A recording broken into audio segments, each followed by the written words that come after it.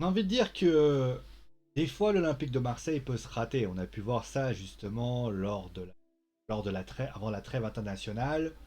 C'est vrai que l'Olympique de Marseille venait de perdre leur président, celui qui a fait que l'Olympique de Marseille est devenu l'Olympique de Marseille qu'on a connu à l'époque en 1900, entre une certaine grande année et réussir à emporter cette Ligue des Champions. Et puis finalement, eh bien, on pensait avec cet hommage incroyable qu'on a eu notamment là, au stade Vélodrome, ou Orange Vélodrome comme on l'appelle maintenant, ou peut-être qu'on appellera un jour le stade Bernard Tapie Vélodrome, eh bien, on s'était dit que ça allait pouvoir aussi mal tourner. Et c'est failli ce qui s'allait se passer, mais heureusement pour vous, pour moi et pour toutes les personnes présentes dans le stade à ce moment-là, l'Olympique de Marseille a gagné. Alors, il y a des choses à dire quand même par rapport à cette victoire, parce qu'il n'y a pas tout à dire, il n'y a pas que des bonnes choses qui ont été mises en scène, mises en place par rapport à tout ça. Mais c'est vrai que cette victoire, eh bien, on pourra en parler. On peut parler aussi de Lorient, qui malheureusement aligne malheureusement une défaite depuis pas mal de temps. Et on fera bien évidemment un petit ponctuel sur le penalty, bien sûr, qui a été sifflé pour Lorient, qui finalement devient maintenant assez anecdotique. Et bien évidemment, on reviendra sur les tops et les flops, sur la journée de championnat également, et justement ce qui s'est passé, et concrètement, voilà ce qui pourra se passer. Je rappelle pour information que la semaine prochaine, je précise déjà maintenant, que vous aurez du foot, du foot, du foot, du foot, puisque mardi et mercredi, vous aurez les matchs de Ligue des Champions du Paris Saint-Germain et du LOSC. Et on ne va pas oublier le LOSC et l'Olympique de Marseille, puisqu'il y aura le Classico Marseille au MPSG, et bien évidemment le samedi soir, puisque Lille affrontera Brest, bien évidemment. Bon, alors, qu'est-ce qu'on peut dire finalement de ce match? D'ailleurs, aussi, un petit peu bizarre quand même, hein. Lille qui joue mercredi, qui doit jouer quand même le samedi. La logique est parfois quelque chose qui me laisse pantois, j'ai envie de vous dire. Bon, bref, allez, on va commencer tout de suite, comme d'habitude, avec les compositions d'équipe. Bah, Jorge Sampaoli est encore retrouvé à ses fondamentaux, c'est-à-dire que ça a été le what the fuck style. Alors, dans le bon sens du terme, moi je dis ça, avec Paul Lopez dans les buts, une défense à 3 avec Kaletatsar, Perez et Saliba.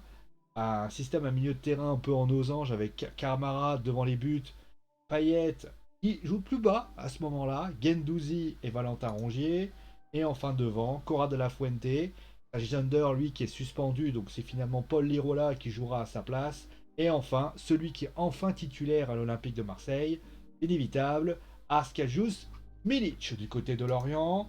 On se retrouve avec Paul Nardi dans les buts. Une défense à 3 également avec Mendes, Laporte et Jens, hein, Jens l'allemand.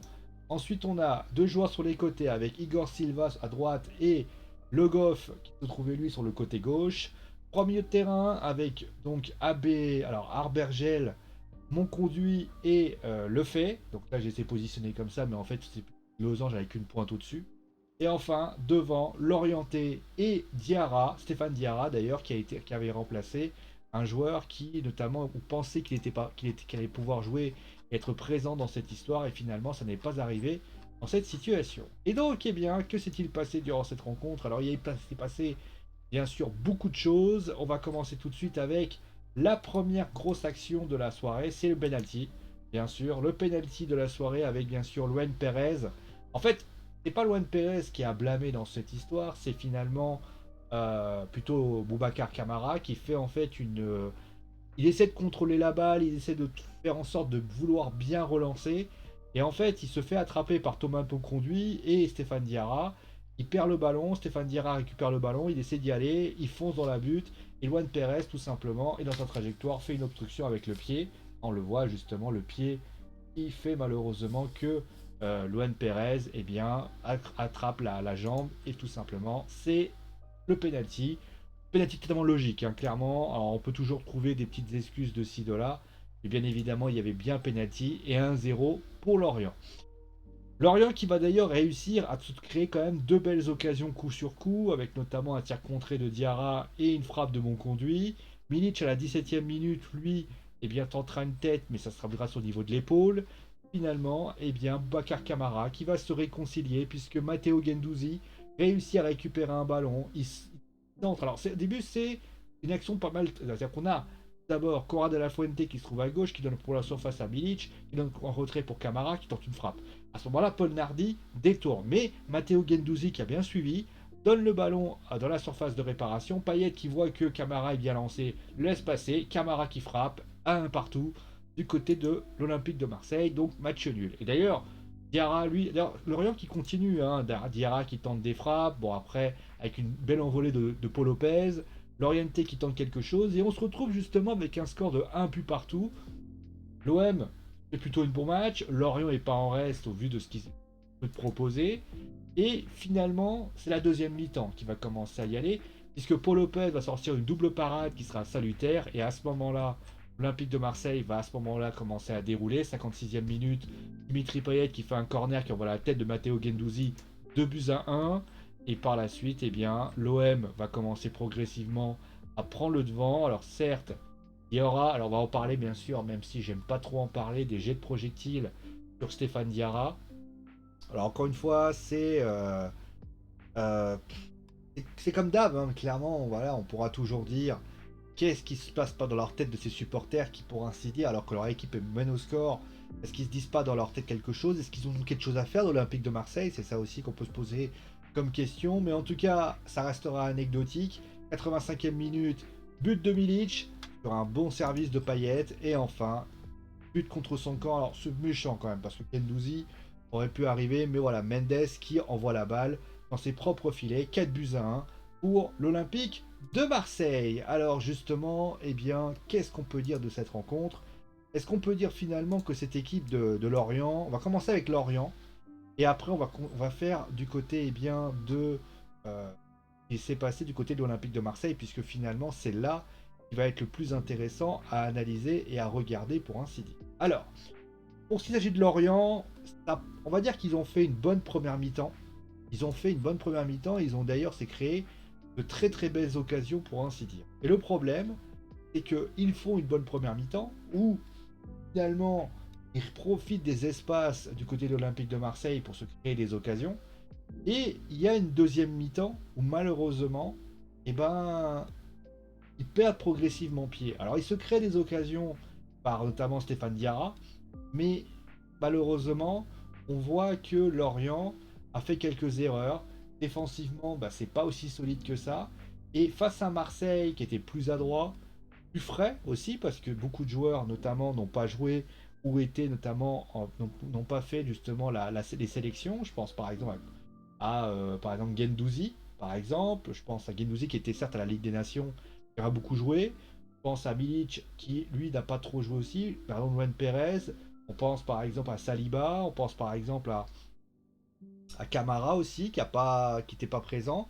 Ça a permis notamment de recharger un petit peu les batteries des joueurs. Et au final, bah, la situation a été plutôt bonne. Et ça a créé justement cet effectif qui finalement, avec l'arrivée de Bilic, notamment, qui est plutôt, voilà, qui a réussi à mettre une balle au fond des filets, qui a été quand même intéressant dans ce qu'il a proposé, et ben finalement, l'Olympique de Marseille se marque et finalement montre que cet aspect offensif est vraiment un des points forts du côté de l'OM et qui pourra justement faire mal à n'importe qui. Vraiment, d'ailleurs, on espère que lors du match de l'Europa League, qui aura lieu, je sais plus, je crois que c'est contre la S Roma, je crois. Attendez, contre qui joue l'Olympique de Marseille en prochain match de l'Europa League. Attendez, je vais ça. Calendrier, voilà. Et ils affrontent la Lazio, pardon, voilà, la Roma, voilà, la Lazio. Donc là, c'est vrai qu'ils vont aller à la Lazio. Là, clairement, c'est vrai que ça sera un bon moyen, s'il y a un bon moyen pour se relancer, ça sera bien évidemment d'aller du côté de l'Olympique de Marseille, c'est de gagner, parce que là, ils vont avoir le Classico qui va arriver 2-3 jours après. Si Marseille-PSG, ça se passe pas comme prévu, bah clairement, ça serait quand même une grosse désillusion côté des Marseillais qui, eh bien, seraient éliminés de l'Europa League, alors que ça reste quand même un gros objectif, et un objectif capable de pouvoir faire quelque chose. L'OM est capable de faire quelque chose dans cette Europa League. Concrètement, il faut qu'ils y arrivent, hein, clairement. Pour moi, c'est un des objectifs de l'OM cette saison. Ils en sont les moyens, ils en ont les capacités. Et j'ai envie de dire, bah, c'est tout le mal que je leur souhaite, pour ainsi dire. Bon, en tout cas, après, bah, on va commencer tout de suite par parler de ce qui fâche. Que si offensivement, l'OM est très bon, l'OM est flamboyant, l'OM est très très intéressant, l'OM va au fond des choses, l'OM est très bon, et l'OM donne envie de regarder ces matchs. Moi je suis désolé, quand je sais que certains vont pas aimer ce que je vais dire, mais on prend son pied quand on voit l'Olympique de Marseille jouer, ça va vite parce que c'est très dynamique, parce que si, parce que ça. Et le truc c'est que, oui je sais, si vous vous demandez pourquoi je suis en train de faire ce mouvement là, c'est parce que je crois qu'un moustique m'a piqué, et j'ai envie de dire que je vais bientôt enculer la mère de la moustique. Bon bref, en tout cas, ce qui est certain, c'est que l'Olympique de Marseille a réalisé une prestation très aboutie, mais défensivement, il y a encore des problèmes. L'OM, c'est quand même a reçu de nombreuses occasions. Je retiens notamment que certes, il y a une possession de balle supérieure, mais on va dire qu'au niveau des tirs, il y a certes une, on va dire que c'est quand même assez fou qu'il y a quand même quasiment autant de tirs cadrés d'un côté comme de l'autre. Si Lorient est plus adroit, à un moment donné, il n'y a pas 4-1 pour l'OM, peut-être qu'il y a 4-3, peut-être qu'il y a 4-4, peut-être qu'il y a 4-2, peut-être qu'il y a 3-2, peut-être qu'il y a 4, peut-être qu'il y a 3-2 pour Lorient. Donc il y a quand même de la part de l'OM un manque de sérénité offensive, enfin défensive, dans pas mal de dispositifs.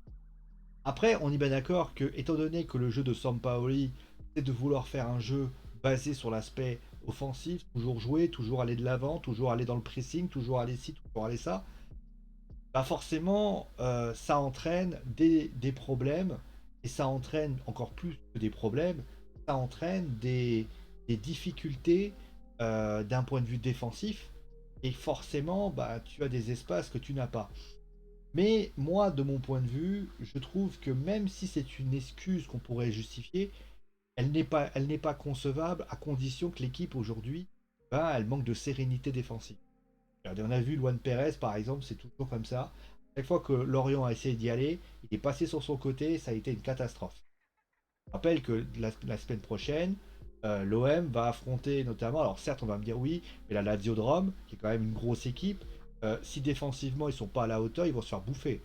On peut citer également, bah, si demain le Paris Saint-Germain décide de la jouer à la mode Manchester City, et ben vous allez avoir de l'autre côté un Messi, un Di Maria, voire même un Hakimi, clairement, un Hakimi qui va pouvoir prendre beaucoup dans son couloir, et si Luan Perez n'arrive pas à jouer le truc, ça sera quand même très compliqué. Bien sûr, le contexte du match sera particulier, ce sera classico, donc forcément voilà, mais attention quand même à ce qui pourrait arriver. Bon voilà, j'ai pas grand chose à dire par rapport à ce match. Alors oui, d'un point de vue offensif, l'OM impressionne, l'OM est très bon, l'OM m'a plu, hein, je le dis clairement, l'OM m'a plu dans ce qui s'est proposé, mais dans les faits, on est quand même face à un OM qui va devoir plus se stabiliser défensivement, parce que face à des équipes comme Lorient qui voilà, peuvent se faire bouffer, là ils étaient bien parce qu'ils n'étaient pas trop fatigués. Est-ce que voilà, ce style de jeu-là peut tenir au fil de la saison? Moi je suis pas, toujours pas convaincu, parce qu'il faut pas se leurrer. L'OM aujourd'hui joue avec beaucoup de physique, et est-ce qu'aujourd'hui l'OM pourra tenir? Ça je ne sais pas. C'est une grande question. Voilà. On va passer tout de suite au top et au flop. Alors, les tops et les flops, avec donc tout d'abord le top numéro un, bah, c'est quand même, enfin, top numéro 3 c'est quand même Paul Lopez. Steve Mandanda a quand même des soucis à se faire, parce que le mec, il a quand même sorti un double arrêt, il sort un arrêt en première mi-temps. Et puis, j'aime bien d'ailleurs féliciter les portiers, quand même, qui. C'est ce que j'ai dit hier, hein. Quand vous avez un résultat qui est un peu limite, vous savez pas trop ça va passer dans votre sens, vous êtes bien content quand votre gardien fait des arrêts et qu'il justement apporte quelque chose. Ça fait penser notamment que Steve Mandanda, s'il espère retrouver sa place de titulaire, bah moi je suis désolé, ça va être très compliqué. Parce que là on sent quand même que de la part de Paul Lopez, on sent quand même qu'il a fait extrêmement beaucoup de choses. Alors oui, il a encore des problèmes au pied, il a encore des choses, mais au vu de ce qu'il a été proposé ce soir, en tout cas, il a démontré par ce qu'il a proposé que ça reste quand même un gardien très important, en tout cas du côté de l'Olympique de Marseille. Le deuxième que j'ai mis, c'est Matteo Guendouzi, qui a été très très bon dans ce match. Moi, franchement, il m'a beaucoup plu. Dans justement l'activité qu'il a au milieu de terrain, pour le fait qu'il s'est imposé. Voilà, quand je parlais de physique, il a essayé, il a donné le ballon en retrait, justement, les passeurs décisifs sur le but de Camara. C'est lui qui, normalement, on devrait dû lui donner le but. C'est lui qui marque, justement, le but, donne l'avantage du côté de l'Olympique de Marseille.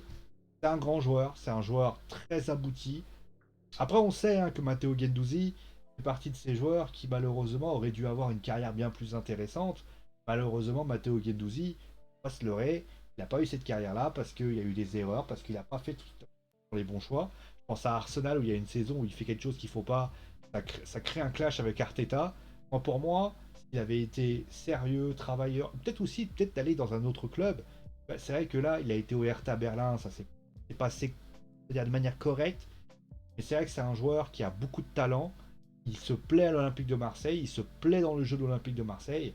Et j'ai envie de dire, c'est intéressant. D'ailleurs, pour information, l'OM a été bien mieux quand Gerson n'était pas là. Alors, à un moment donné, c'est à rester rêveur. Est-ce qu'aujourd'hui, Jorge Sampaoli ne vient pas de démontrer que quand Gerson n'est pas là, les choses se passent beaucoup mieux? À méditer. Ensuite, numéro un, bon bah c'est Dimitri Payet, donc j'ai pas grand chose à le dire. Je pense que Dimitri Payet, c'est tout simplement le heart and soul de l'Olympique de Marseille en ce moment. C'est l'âme, c'est le cœur et l'âme de l'Olympique de Marseille. Il n'a pas marqué, mais qu'est-ce qu'il est précieux. C'est lui qui, justement, sait quoi faire. C'est lui qui donne les ballons. C'est le fait qu'il joue un peu plus bas fait que justement, il est capable justement d'apporter quelque chose. Il donne un ballon à Guendouzi. Il est passeur décisif sur Milic. Vraiment, c'est un jeu. Alors, j'ai fini par croire que les saisons avant les sélections, c'est-à-dire, bon, là, même si la sélection pour le Qatar, ce sera la prochaine au mois de novembre, j'ai l'impression qu'il se réveille toujours en ce moment-là, lui.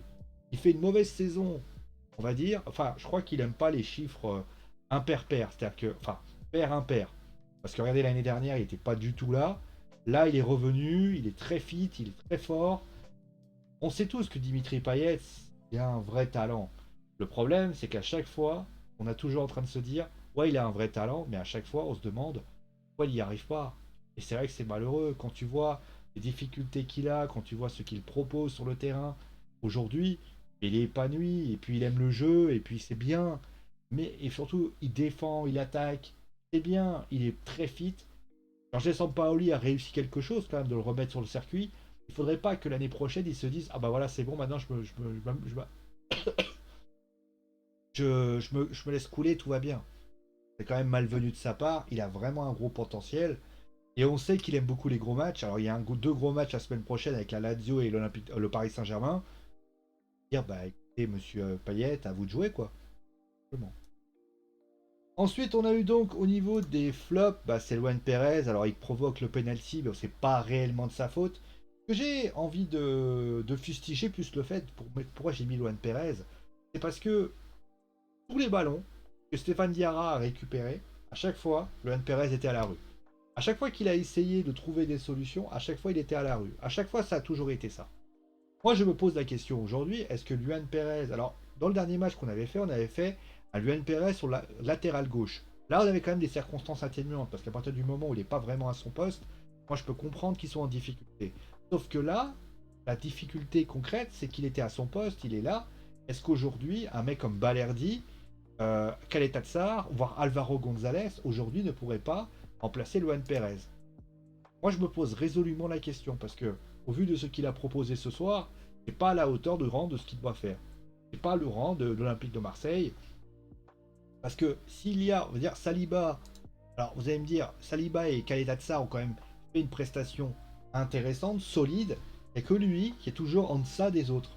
Et, excusez-moi, même si, encore une fois, je répète, hein, le penalty est pas pour lui, mais de mon point de vue, je pense qu'il a besoin peut-être d'aller, de se remettre en question, parce que à chaque fois, il est toujours à la traîne. Et je rappelle, hein, pour information, que la semaine prochaine, vous allez avoir des joueurs du côté de la Lazio qui vont venir. Et plus important, tu vas avoir des joueurs comme Messi, mais aussi Hakimi.